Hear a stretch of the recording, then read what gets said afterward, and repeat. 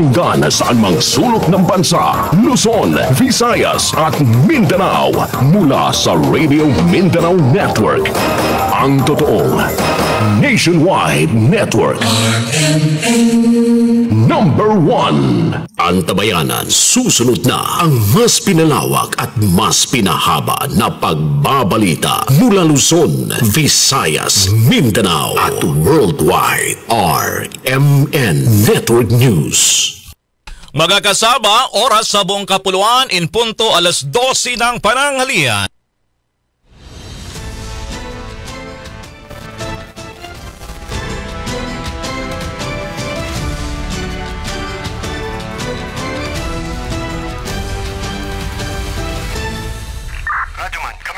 Live mong napapakinggan Radyoman, live sa Luzon, Visayas, Mindanao. Narito na ang mahahalagang kaganapan sa loob at labas ng bansa. Unang-una mong narinig Sabayan na po tayong napapakinggan sa 65 RMN stations nationwide. Nandito tayo ngayon sa Ilagang Signal TV, Channel 309. Aris, bigapon kita diri. At sa WRMN, New York, USA. Wala pang ibang reporter dito. Napapanood din tayo sa YouTube at Facebook channel ng RMN Worldwide. Mula po sa RMN Broadcast Studios, Atlanta Center, Manila. Narito ang inyong kasamang tagapagbalita. RMN Network News. Magandang tanghali, Pilipinas. Ako pa rin si Radyoman El Maracol. Araw na po ngayon ng Webres sa Pebrero 6, 2025. At ako naman si Radyoman Drusen Fernando. At narito na pangulo ng mainit na mga balita. Mga kasama, lalaki patay matapos pagtatagain sa kanyang kubo doon sa bayan ng Taal sa Batangas. 170,000 pesos na halaga ng shabu nasabat sa bypass operation sa Butuan City. Impeachment trial naman laban kay VP Sara sa Hunyo na maaksyonan ng Senado paglilitis. Hindi dapat patagalin sa Senado base sa saligang batas ayon sa isang legal expert. Mayroon doong bahagi kung saan sinasabi na the trial shall commence forthwith, o yung salitang forthwith. Ibig sabihin nun ay agad-agad. Impeachment trial laban sa Vice Presidente, pagkakataon ng publiko na maliwanagan sa mga isyong kinasasangkutan nito. Ito na yung pagkakataon niya na pagtanggol yung sarili niya. At maliwanagan din ang bayan doon sa ginawa niyang pagmumura, pagbabanta, paggasta. Samantala naman, Agriculture Department inaproba na rin ang importasyon ng sibuyas sa gitna ng pagsipa ng presyo nito sa mga palengke. Public transportation, kailangan munang pagandahin bago ipatupad ng congestion fee sa EDSA. This can only be done pag napaganda nyo na ng husto, efficient at komportable yung mga mode of transportation. Balita naman sa ibayong dagat, 17 mga estudyante patay sa nangyaring sunog sa Islamic School doon sa bansang Nigeria. Sa ating balitang sports, Miami Heat star player Jimmy Butler pinagpalit sa Warriors sa isang multi-team trade. Abangan din sa entertainment news naman, Yeng Constantino at asawang si Victor Asuncion abay nag-renew ng kanilang wedding vows. RMN Network News.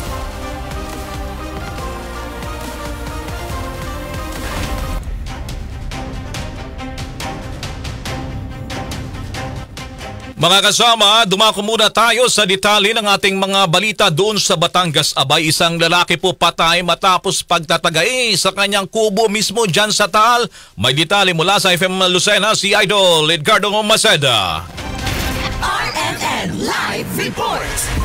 Pinagtataga ang biktima ng dalawang suspect na kinilala ng Taal Municipal Police Station personnel na sina alias Efren at Sherwin ng Barangay Butong, Taal, Batangas. Armado ang mga ito ng gulok ng tumungo sa kubo ng biktimang si Raymar de la Luna Balabas. Sa inisyal na investigasyon, habang namamahinga sa kubo ang biktima ay dumating ang mga suspect at nagkaroon ng pagtatalo na nauwi sa pananaga. Matapos ang insidente ay tumakas na rin ang mga salarin. Ang biktima ay nagkaroon ng mga sugat sa mukha at sa kilikili. Naisugot ito sa pagamutan pero pero diniklarang dead on arrival. Ayon kay Police Senior Master Sergeant Cueto, sa narinig lamang nilang kwentuhan sa mga nasa palibot sa lugar ay may kinalaman sa manok pero hindi pa umano ito sigurado dahil nitong nakaraan ay nagkakawalaan umano ng manok sa Barangay Butong, Taal, Batangas. Dagdag pa nito, hinihinalang mga magkakamag-anak din ang mga suspect at ang biktima. Samantala, nahuli naman ang dalawang suspect sa Tagaytay Medical Center sa follow-up operation habang nagpapagamot ang isang suspect na nasugatan ng mataga din umano ng biktima. Inaalam pa hanggang sa ngayon ang tunay na motibo sa krimen na nangyari. Kasama mo sa RMN Calabarzon 106.3 IFM Lucena, Idol Edgardo Basada, Tatak RMN. RMN Network News. Samantala, 170,000 pesos na halaga ng shabu na sabat sa bypass operation sa Butuan City. Kasama mo mula sa RMN Butuan si Rajuman Prince de las Marias. RMN Live Report.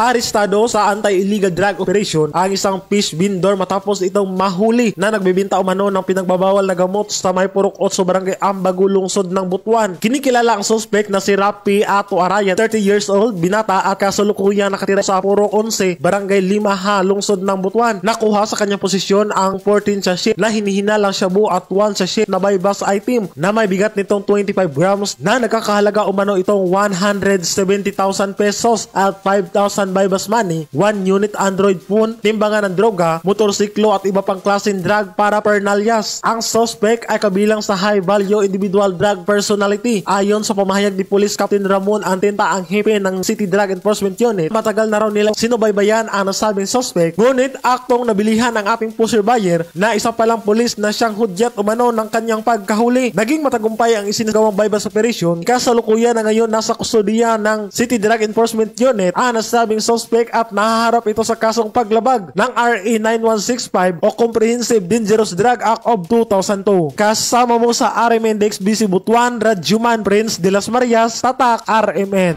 RMN Network News.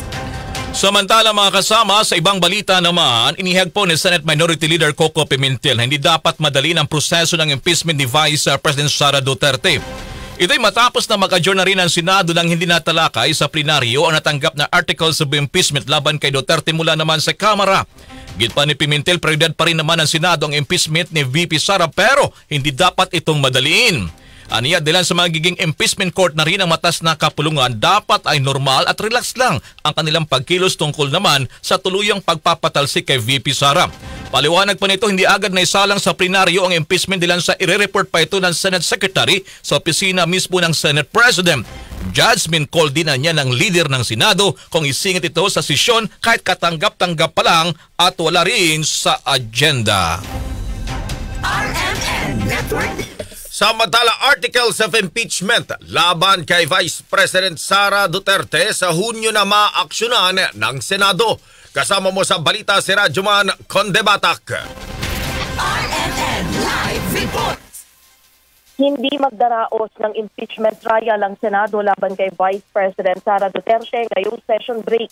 Itong pahayag ni Senate President Cheese Escudero matapos na hindi maaksyonan sa plenaryo kahapon. Sa huling araw ng sesyon, ang articles of impeachment laban kay Duterte. Ayon kay Escudero, sa buwan na ng Hunyo, maaksyonan ng Senado ang articles of impeachment laban kay VP Sara dahil doon lamang sila ulit magbabalik sesyon. Paliwanag ni Escudero, bagaman maaaring isagawa ang paglilitis kahit naka-session break tulad sa nangyari noon kay dating Supreme Court Chief Justice Renato Corona, kailangan munang makapanumpa ng mga senador na tatayong hukom sa mismong sesyon. Punto pa ng Senate President, malabong maaksyonan kahapon ang articles of impeachment dahil katatanggap lamang nila ng mga dokumento at kailangan pang suriin at i-verify ng Senate Secretary lalo na ang mga lagda ng mga kongresista.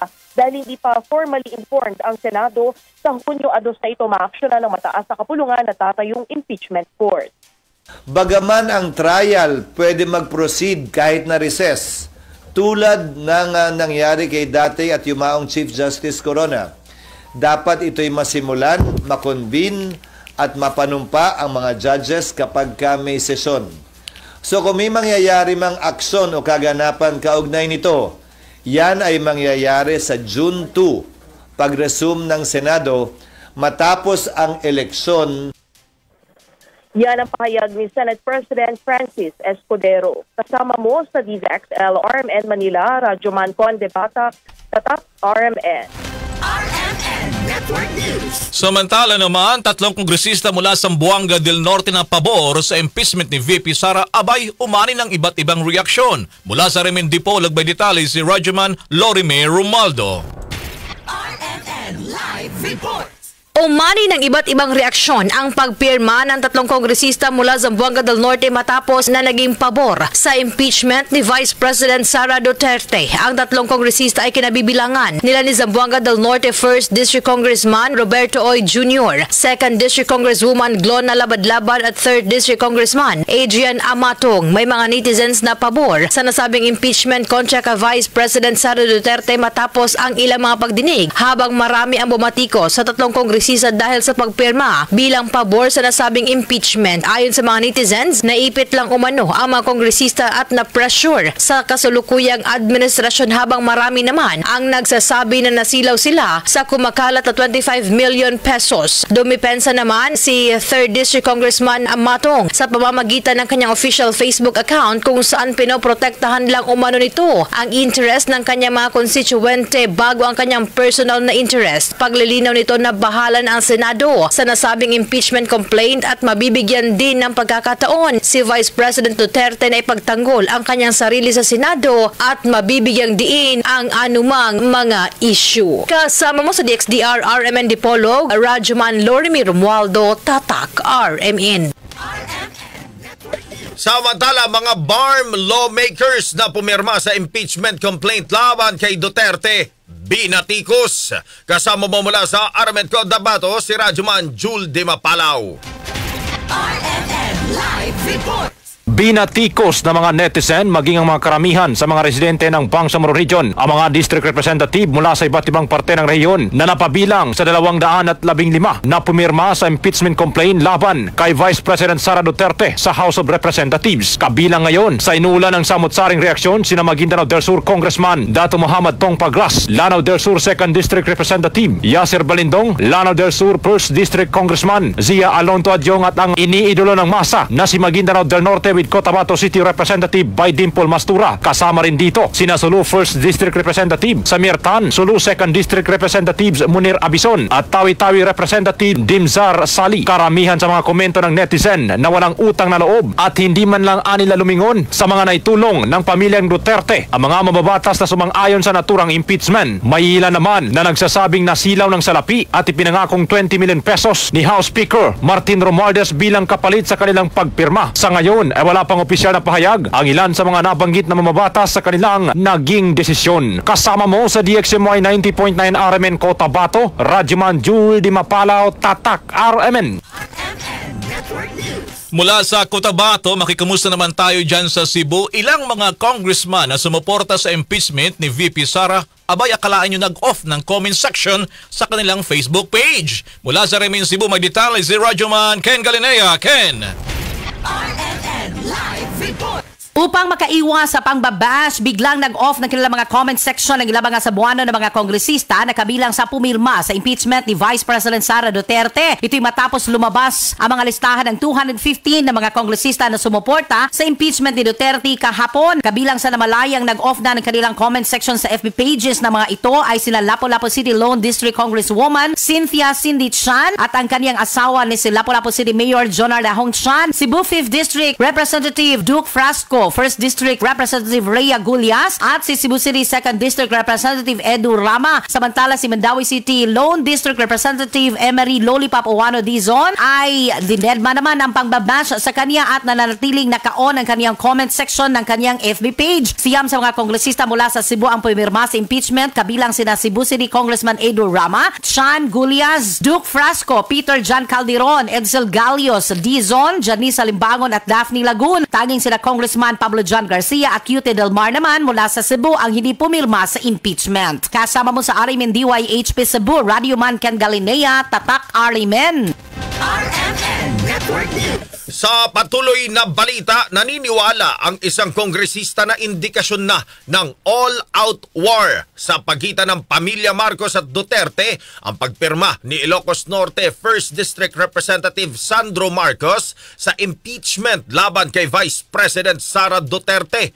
Ayon kay ACT Teachers Party List Representative Franz Castro, posibleng isinantabi na ng nakababatang Marcos ang pagtutol ng kanyang ama sa nasabing impeachment. Tingin ko, political statement na to sa pamilyang Duterte na talagang all-out laban na to ng mga Marcos sa mga Duterte. Sinabi nga ni Congressman Sandro Marcos doon sa caucus namin na talagang siyempre hindi naman tama na magkaroon ng pagbabanta sa buhay ng kanyang mga magulang kay Speaker Romualdez. Kaya siya pumirma doon sa impeachment. Yan po ang tinig ni ACT Teachers Party List Representative Franz Castro sa interview ng DZXL RMN Manila. Si Congressman Marcos ang pinakaunang lumagda sa ika-4 na impeachment complaint laban kay Vice President Duterte, habang ang kanyang tiyuhin naman na si House Speaker Ferdinand Martin Romualdez ang pang 215 o pinakahuli sa mga pumirma sa impeachment. RMN Network News. Mga kasama, abangan pang detalye, public transportation kailangan munang pagandahin bago ipatupad itong congestion fee na tinatawag sa kabaan ng EDSA. Yan, iba pang malalaking mga balita dito lamang sa RMN Network News. Trabaho para sa mga nagsisikap, tulong para sa mga naghihirap. Senator Amy Marcos po ay may solusyon.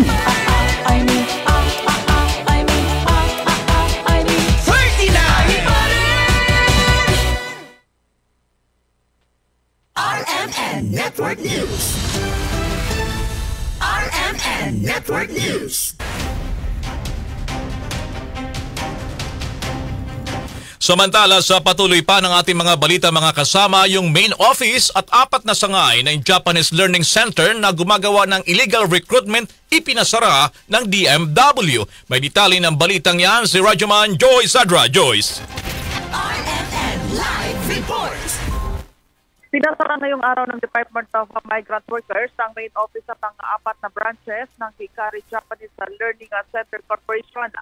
Ayon kay Migrant Workers Secretary Hans Leo Kakdak, ang naturang Language and Culture Learning Center ay iligal na nag-aalok ng trabaho patungo ng Japan. Bukod sa head office ng Hikari Japanese Learning Center sa Panabo City, Davao del Norte, pinasara din ng DMW ang 4 na branches nito sa Maynila, Rosario, Cavite, Davao City at General Santos City. Nabatid na inaalok ng Language Learning Center ang kanilang recruits na mag-enroll ng 4 na BOG language training sa halagang 33,710 pesos at pagkatapos ay aalokin sila ng trabaho sa Japan. Kabilang sa mga trabaho inaalok sa recruits ay mga hotel at restaurant, sa hotel at restaurant, ganyan din sa food processing, caregiving, farming, at food and beverage manufacturing. Kasama mo sa DZXL Manila, Radyo Man Joyce Tulyanta sa Adra, Tatak, RMN. RMN Network News. Sa patuloy na balita mga kasama, sa kabila ng batikos sa mga kongresistang pumirma sa impeachment complaint laban kay Vice President Sara Duterte, umaasa pa rin ang ilang mga grupo na mabubuksan na ang isipan ng publiko. Kabilang narito ang Makabayan Bloc na isa sa 4 na naghain ng impeachment laban sa pangalawang Pangulo. Sa interview ng DZXL RMN Manila, sinabi ni Makabayan Bloc member at ACT Teachers Party List Representative Franz Castro na labis nilang ikinatuwa ang naging desisyon sa Kamara. Ayon pa kay Castro, panahon na rin ito upang ipaliwanag sa publiko maging sa mga pabor kay Vice President Duterte kung bakit dapat itong mapanagot. Kami ay overwhelming kami sa Makabayan dahil nga this is it nga, sabi nga namin, hindi namin maikakaila. Kami ay natutuwa. Darating ang panahon kapag ito ay na-trial na, sana mag-open yung kanilang minds naman dun sa kasalanan sa bayan ni Vice President Duterte. Sana makinig sila kung magkaroon ng trial immediately, ay pakinggan nila yung mga evidences, yung mga justification para sa impeachment. Dagdag pa ni Castro, pagkakataon na rin ito para kay VP Duterte na ipagtanggol ang kanyang sarili at sagutin ang mga iniwasan niyang tanong sa Kamara kaugnay sa mga isyong kinasangkutan niya. Kailangan niya na ditong magsalita kasi binigyan naman siyang pagkakataon sa House of Representatives na magsalita, hindi siya nagsasalita. Kaya ito na yung pagkakataon niya na pagtanggol yung sarili niya. At maliwanagan din ang bayan doon sa ginawa niyang pagmumura, pagbabanta, paggasta in 11 days ng 125 million, yung pagbibigay niya ng bribe, allegedly doon sa mga DepEd officials, at meron din kasing EJK, yung participation niya sa EJK doon sa Davao. Yan po ang tinig ni ACT Teachers Party List Representative Franz Castro sa interview ng DZXL RMN Manila. RMN Network News.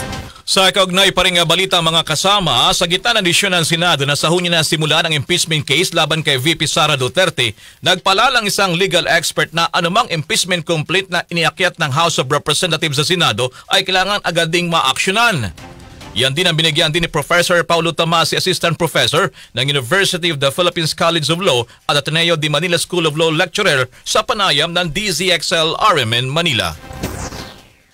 Pag tinignan nyo yung teksto ng saligang batas, mayroon doong bahagi kung saan sinasabi na the trial shall commence forthwith, o yung salitang forthwith. Ibig sabihin nun ay agad-agad. And isa sa mga nakakatuwa nga na bahagi ng saligang batas ay yung salita na yun ay lumalabas lamang doon sa bahagi kung saan ang House of Representatives mismo ay 1/3 sa kanila ay boboto para sa impeachment. So may direction sa saligang batas na hindi dapat patagalin yung trial. Maaari niyang maging null and void ang impeachment complaint na inihain ng Kamara kapag hindi ito naresolba hanggang sa Hunyo at 30 de Lansa, magbabago na ang komposisyon ng Senado pagkatapos ng eleksyon sa buwan ng Mayo. Nakatali po kasi ang impeachment sa Senado mismo at on June 30 at 12 o'clock, mag-iiba po yung Senado. Kahit kalahati lamang po sa kanila yung magre-retire or matatapos ang termino, mag-iiba po yung Senado mismo. So meron po tayong prinsipyo na hindi po na pipilit na mga nakaraang Senado o nakaraang Kongreso ang mga sumunod na Kongreso at sumunod na Senado. So ibig sabihin po nun automatically and batay na rin sa rules ng Senado ngayon, no? Pagdating ng 12 o'clock ng June 30, bago na po ang Senado at lahat po ng pending business, legislation, and perhaps kasama po impeachment, nawawala po. Yan pa rin ang pagpapaliwanag ni Professor Paulo Tamasi, Assistant Professor, University of the Philippines College of Law at Ateneo de Manila School of Law Lecturer sa panayam ng DZXL RMN Manila. RMN Network News. Kaugnay pa rin ang balitang yan, impeachment case laban kay Vice President Sara, mabigat at malakas ayon sa isang kongresistang tatayong prosecutor para sa impeachment trial. Kasama mo sa balita si Radyoman Grace Mariano. RMN Live Report. Doon na ang kumpiyansa at tiwala ni House Deputy Majority Leader at Iloilo 3rd District Representative Lawrence Defensor ang impeachment case laban kay Vice President Sara Duterte. Ito ni Defensor na hindi naman lalagda ang 215 mambabatas sa ika-4 na reklamong impeachment laban sa Vice President kung hindi nila nakita na ito ay malakas at may matibay na basehan. Sabi ni Defensor, hindi biro ang nilalaman ng articles of impeachment laban kay VP Sara, tulad na lamang ng pagkontrata ng papatay sa Pangulo, First Lady at House Speaker. Tingnan natin ang kaya. Lahat yun matibay and it only takes one article of impeachment. Kung may bigat para sa mga judge na mga senador natin, that's enough to impeach and remove a sitting incumbent official under our Constitution. Hindi biro ang magkontrata ng isang assassin na pwedeng pumatay sa presidente, sa asawa niya, at sa House Speaker. And sabihin na no joke ito. Hindi biro because it's a threat to the life of the Chief Executive and the Commander of the Armed Forces of the Philippines. It's a violation of the Constitution. Kasama mo sa DZXL, RMN Manila, Radyoman Grace Mariano, Tapak RMN. RMN Network News. Sa patuloy pa rin ang ating mga balita mga kasama, pwede pa rin humarap sa mga kaso si Vice President Sara Duterte kahit matanggal ito sa pwesto sa pamamagitan ng impeachment trial. Sa naging panayam ng DZXL Armen Manila kay Professor Paulo Tomasi, Assistant Professor ng University of the Philippines College of Law at Ateneo de Manila School of Law Lecturer, posible pa rin masampa ng kasong administratibo at kriminal ang Vice Presidente kapag natapos na ang impeachment proceedings. Sa impeachment kasi niya ay matatanggal lamang sa posisyon ang isang halal na opisyal pero hindi ito mapapanagot sa mga ginawang krimen o kaya naman ay mga kaso.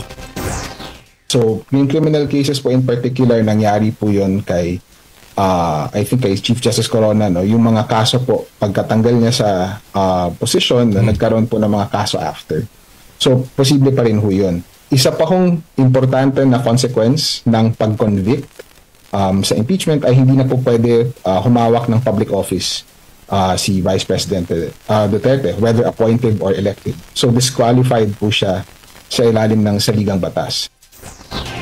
Samantala naman sa sandaling matanggal sa pwesto ang pangalawang Pangulo, ang Pangulo ang magtatalaga ng papalit sa kanya at pipili ito mula sa mga miyembro ng House of Representatives o kaya naman sa Senado. So mamimili po ang Pangulo ng halili dun sa Vice President na natanggal or namatay, in this case kung matatanggal. Ngunit kailangan po pagbotohan ng Senado at ng House of Representatives ang pag-nominate po na iyon. So, kailangan po bumoto sila ng hiwalay at kailangan po na i-ratify nila yung pagtalaga na iyon ng Pangulo. Bahagi pa rin niya ng pagpapaliwanag ni Professor Paulo Tomasi, Assistant Professor ng University of the Philippines College of Law at Ateneo de Manila School of Law Lecturer sa panayam ng DZXL RMN Manila. RMN Network News. Samantala, impeachment case hindi makakaapekto sa pagtakbo ni VP Sara sa 2028 presidential elections ayon sa lokal na pamahalaan ng Davao. Kasama mo mula sa RMN Davao si Rajman Kirby Manzon. RMN Live Report. Malaki pa rin aniya ang posibilidad na mananalo pagkapangulo ng Pilipinas si Vice President Sara Duterte kung tatakbo ito sa 2028 midterm elections. Ito ay sa kabila ng mga impeachment case or complaint na kanyang kinakaharap kung saan pabor ang 250 na mga kongresista. Marami pa rin aniya ang nagpaabot ng suporta at simpatya at nakuha nitong popularidad sa taong bayan. Sa panayam ng DXDC RMN Davao kay Honorable Pilar Braga, ang chairperson ng Committee on Education ng Local Government Unit or LGU Davao, sinabi niya ang milyon-milyon pa rin mga Pinoy ang nagpahayag ng kanilang suporta, kabilang na dito ang tinatawag na silent supporters. Gayunpaman, ikinalungkot ng LGU official ang nangyayari ngayon sa bansa, lalo na sa mga national leaders kung saan naniniwala siyang pera at posisyon ang naging ugat sa lahat ng ito. Hindi rin ikinatuwa ng official ang naging impeachment process dahil hindi umano ito idinaan sa committee hearing, kaya tinawag din niya itong political persecution sa Vice Presidente. Kasama mo sa DXDC RMN Davao, Radyoman Kirby Manzon, Tatak RMN. RMN Network News. Dumako naman tayo dyan sa Capiz. Hindi sang-ayon sa pagpapa-impeach kay VP Sara, dalawang congressman sa nasabing lalawigan kabilang sa pumirma sa pagpapasipa sa Vice Presidente. Mula sa FM Rojas, may detalye si Idol Joshua Kenetanas. Joshua. RMN Live Report. Hindi sang-ayon ng ilang kapis noon sa pagpapa-impeach kay Vice Presidente Inday Sara Duterte na sinuportahan ng mahigit 200 mambabata sa House of Representatives. Sa isinagawang survey ng RMN Rojas, sinabi ng netizens na malaki ang posibilidad na binayaran umano ang mga kongresistang pumirma sa ika-4 na impeachment complaint laban kay Duterte. May mga iilan namang nagsabi na walang karapatan ng sinumang miyembro ng Kongreso na sipain sa pwesto ang pangalawang Pangulo dahil taong bayan raw ang dapat na magdesisyon rito. Nabatid na humigit pa sa kinakailangang bilang ng mga kongresista ang lumagda sa 4th impeachment complaint laban kay Duterte. Nasa 215 mambabatas o mahigit 2/3 ng miyembro ng Kamara ang sumuporta sa resolusyon na ipapasa naman sa Senado na alinsunod sa batas ang siyang magsasagawa ng pagdiditis. Kabilang naman sa pumirma rito ang 2 kongresista ng lalawigan na sina Capiz 1st District Congressman Emmanuel Billones at Capiz 2nd District Congresswoman Baby Jane Castro. Kasama mo sa RMN DYVR at IFM Rojas, Idol Joshua Kenneth Anas, Tatak RMN. RMN Network News. Sa ibang balita naman mga kasama, Department of Agriculture inaprubahan ang importasyon ng sibuyas sa gitna ng pagsipa ng presyo nito sa palengke. Kasama mo sa balita si Radyoman Mike Goyagoy. RMN Live Report. Inaprubahan na ni Agriculture Secretary Francisco Chu Laurel Jr. ang pag-import ng sibuyas upang mapigilan ang pagsirit ng presyo nito sa merkado. Inaasahan darating sa loob ng susunod na 2 linggo ang nasa 3,000 metric tons ng pulang sibuyas at 1,000 metric tons naman ng puting sibuyas na magsisilbing buffer stock habang hinihintay ang sariwang ani. Patay sa datos ng Bureau of Plant Industry o BPI, nasa 17,000 metric tonelada ang nakokonsumong pulang sibuyas at 4,000 metric toneladang puting sibuyas naman kada buwan. Ang naitalang bumper harvest ng pulang sibuyas noong nakaraang taon ay inaasang magtatagal lang hanggang nitong Pebrero kung kailan magsisimula naman ang bagong panahon ng pag-aani. Itong kalagitnaan ng January, iniulat ng BPI na mga pulang stock ng sibuyas sa mga storage facility ay nasa 8,500 metric tons habang ang stock ng puting stock ng sibuyas ay nasa 1,628 metric tonelada. Sinabi ni BPI Director Glenn Panganiban na batay sa kanilang projection ilang metric tonelada ng sibuyas sa maaani ngayong buwan at aabot naman sa 33,000 metric tons ang inaasang maani sa Marso. Kasama mo sa DZXL RMN Manila, Radyo Man, Mike Kuyagoy Tatak, RMN. RMN Network News. Samantala naman sa ibang dako ng balita mga kasama, hindi pa napapanahon para patawan ng congestion charge o katumbas ng toll fee ang mga pribadong sakyang gumagamit ng EDSA tuwing rush hour dito sa Metro Manila. Ito ang tugon naman ni DOTR Undersecretary for Road and Infrastructure Andy Ortega sa rekomendasyon na rin ng Metropolitan Manila Development Authority o MMDA na magbayad ng congestion fee ang mga private vehicles na gagamit sa EDSA para masolusyonan ang problema sa mitinding trapiko. Sinabi ni Ortega sa panayam ng DZXL RMN Manila, kailangan munang mapaganda at maging efficient ang mass transport system ng bansa bago ipatupad naman ang balak ng MMDA. Ito ay para maingganyo pa ang mga private car owners na gumamit ng public transportation. This can only be done pag napaganda nyo na ng husto, efficient at komportable yung mga mode of transportation para talagang may dahilan sila na hindi na gamitin at huwag ipagamit ang mga private vehicles because there is a good choice other than their private vehicles. Yun po ay pwede mangyari base po sa pagtingin ko once we reach that level. Kailangan mo meron po tayong alternatibong maganda at komportable for this private motorists for them to be encouraged or sabi nga na magkaroon ng certain anong tawag dito, fee. Pero kailangan po maayos po yung ating public transport and that's what we are trying to do. Yan si DOTR Undersecretary for Road and Infrastructure Andy Ortega sa panayam ng DZXL RMN Manila. RMN Network News. Kaugnay pa rin ang balitang yan, binigyan diin naman ng grupong United Filipino Consumers and Commuters na mas isaalang-alang ang kapakanan ng publiko ukol sa panukala ng MMDA na alisin na ang EDSA busway. Kasunod ito ng ikakasang rehabilitasyon sa EDSA ngayong Marso kung saan inaasahang magdudulot ng mabigat na daloy ng trapiko. Sa panayam ng DZXL RMN Manila, sinabi ni RJ Javellana, chairman ng grupo na bagamat may mga plano ang pamahalaan sa rehabilitasyon ng mga kalsada sa bansa, hindi naman ito maayos na nako-coordinate. Ito ang dahilan niya kung bakit mas lalong nagugulo ang mga plano sa transport system. Para kay Javellana, maiging mapag-aralang mabuti at magkaroon ng National Transport Plan sa EDSA para sa kapakanan ng publiko at hindi para pagkakitaan. Dapat meron tayong National Transport Plan. Dahil ang EDSA po ay nasa puso yan ng transport system. So kinakailangan po, kaya naman inaayos o iniisip ang itong sistema ng transportasyon ng mga dadaanan, mga infrastruktura ay para sa kabutihan ng lahat, lalong-lalo na po ng ating mga mananakay na mga walang masakyan. Hindi ko maintindihan kung saan po galing yung idea na pagtatanggal ng mga buses dyan sa EDSA. Yan po ang tinig ni RJ Javellana, chairman ng United Filipino Consumers and Commuters sa panayam ng DZXL RMN Manila.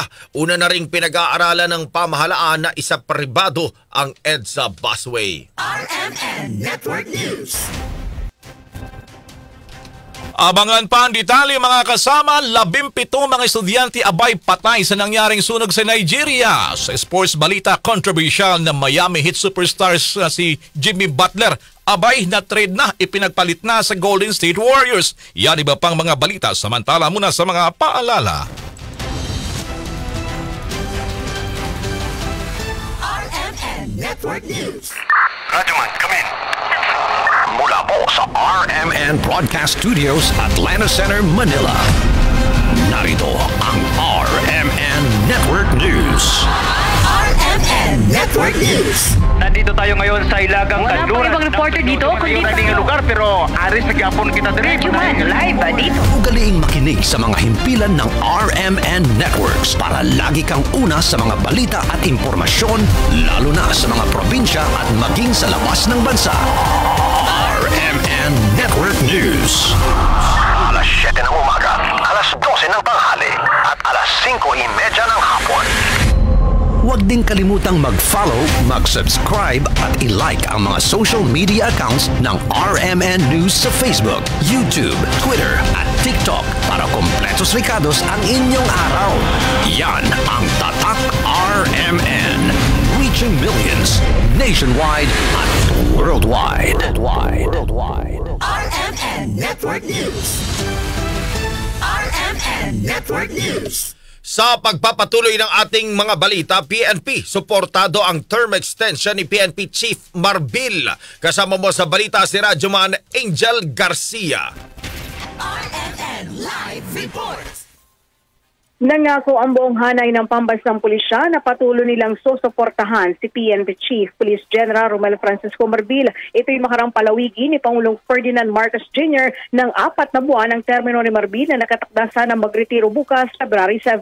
Ayon kay PNP, PAO Chief Police Colonel Randolph Tuanyo, committed ang buong puwersa ng PNP na ipagpatuloy ang nasimulang reforma ni Marbil. Una nang sinabi ni Marbil na taos-puso siya nagpapasalamat sa patuloy na tiwala at kumpiyansa sa kanya ni Pangulong Marcos Jr. Ani Marbil, magagamit niyang nasabing term extension para mas lalo pang mapaghandaan ang nalalapit at 2025 midterm elections. Kasunod dyan, tiniyak ni Marbil na magkakaroon ng bansa na isang mapayapa, credible at honest election sa darating na buwan ng Mayo. Kasama mo sa DZXL RMN Manila, Radyoman Angel Garcia, Tatak RMN.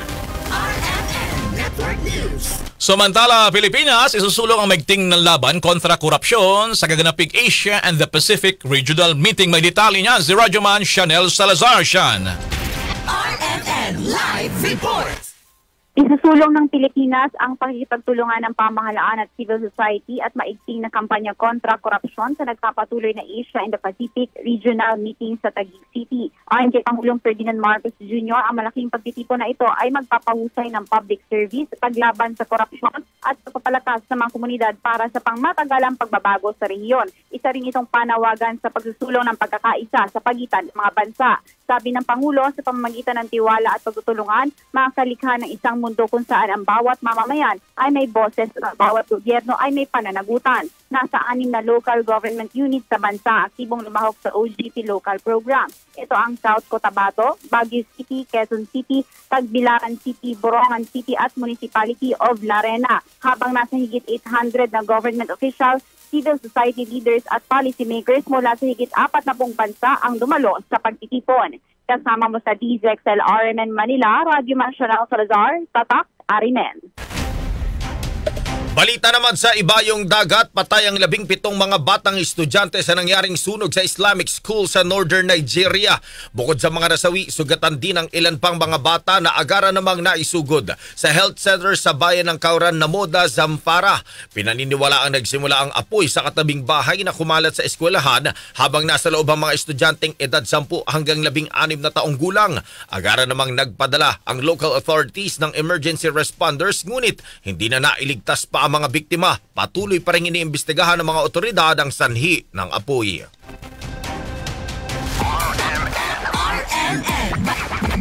Balitang Sports. Sa NBA naman mga kasama, Miami Heat star, controversial na player na si Jimmy Butler aba ipinagpalit na sa Golden State Warriors sa isang multi-team trade. Detalye ng balitang yan mula kay Radyoman Neil Santua. Neil!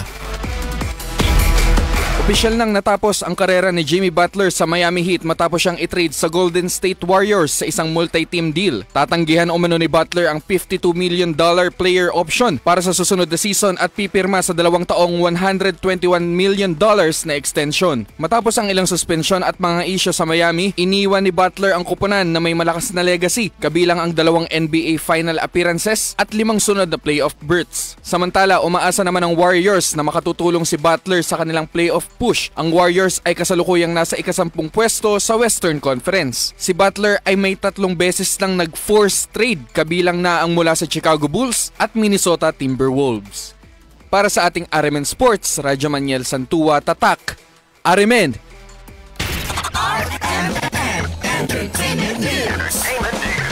Sa atin namang entertainment news, Yeng Constantino at asawang si Victor Asuncion nag-renew ng kanilang wedding vows.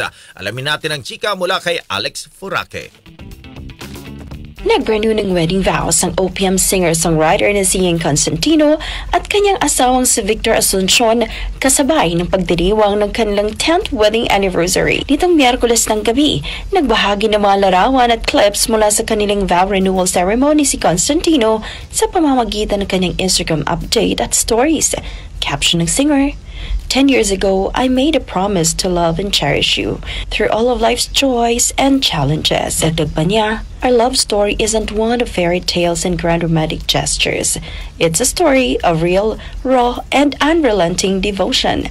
Sa Yeng, siya ay na-remind ng lahat ng dahilan kung bakit siya na in love sa kanyang asawa. Ito'y dahil sa pagkakaroon nito ng mabuting puso at unwavering optimism. Si Constantino ay nagkaroon ng big break matapos na magwagi sa Pinoy Dream Academy noong 2006 at nakilala naman niya si Asuncion noong 2013 sa pamamagitan ng isang common friend. Matapos ang 8 buwan bilang couple, na-engage ang dalawa noong March 2014 at sila'y kinasal sa Hacienda Isabela, Tagaytay ng sumunod na taon. Yan ang ating entertainment news. Alex Furaque, Tatak, RMN.